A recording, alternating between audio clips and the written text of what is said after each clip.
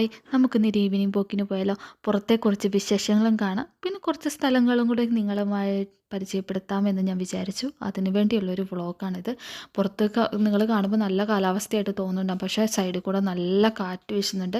നേരത്തെ അപേക്ഷിച്ച് അത്ര തണുപ്പൊന്നുമില്ല. എന്നാലും ഇടയ്ക്ക് കാറ്റ് വീശുമ്പോൾ ഒരു ചെറിയ തണുപ്പ്. എന്നാലും നടക്കുന്നത് കുഴപ്പമില്ല, സുഖമായിട്ട് നടക്കാം. ഈ വണ്ടി ഉപയോഗിച്ചാണ് ഇവർ ഈവനിംഗ് വാക്കിന് നമ്മൾ നടക്കുന്നത് പോലെ ഇവർ ഈ വണ്ടി ഉപയോഗിച്ച് എപ്പോഴും ഇതിൽ ഇങ്ങനെ പോകുന്നത് കാണാം. അവരൊരു എൻ്റർടൈൻമെൻറ്റ് പോലെ ഈ വണ്ടിയിലാണ് അവർ നടക്കുന്നത്. ഞാനിപ്പോൾ ഈ കാണിക്കുന്ന സ്ഥലം മെക്കേൺ എന്ന് പറഞ്ഞൊരു വലിയ കമ്പനി ഇവിടെയുണ്ട്. ആ കമ്പനിക്ക് വേണ്ടി അവർ മേടിച്ചിട്ടേക്കുന്ന ഒരു കൃഷിസ്ഥലമാണിത്. ഈ സ്ഥലം ഫുള്ളും അവരുടേതാണ്. ഈ നിലം ഒഴുകുന്നത് ഫുള്ളും എന്താ പറയുക, നമ്മുടെ നാട്ടിലെ പോലെ ആൾക്കാരെ നിർത്തിയൊന്നുമല്ല. വലിയ വലിയ മെഷീനറികൾ ഉപയോഗിച്ച് ഒന്നോ രണ്ടോ പേരായിരിക്കും ഈ കൃഷിസ്ഥലം കൈകാര്യം ചെയ്യുക. അവരായിരിക്കും ആ മെഷീൻ ഫുള്ളും ഓപ്പറേറ്റ് ചെയ്യുന്നതും കൈകാര്യം ചെയ്യുന്നതും ഫുള്ളും അവരായിരിക്കും.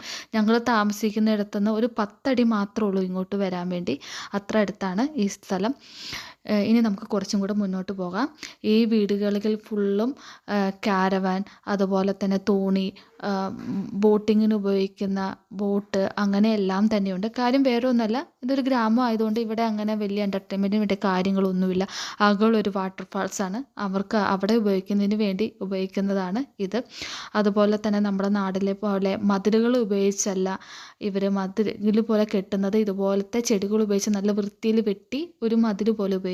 അതുപോലെ തന്നെ വീടിന് പുറത്ത് ഇതുപോലെ നല്ല നല്ല ചെടികൾ ഇനി കാണാൻ സാധിക്കും. ഒരു അടുത്ത ആഴ്ചയൊക്കെ ആകുമ്പോഴത്തേന്. അപ്പോൾ ഞാൻ വീണ്ടും കാണിക്കാം. Bye bye.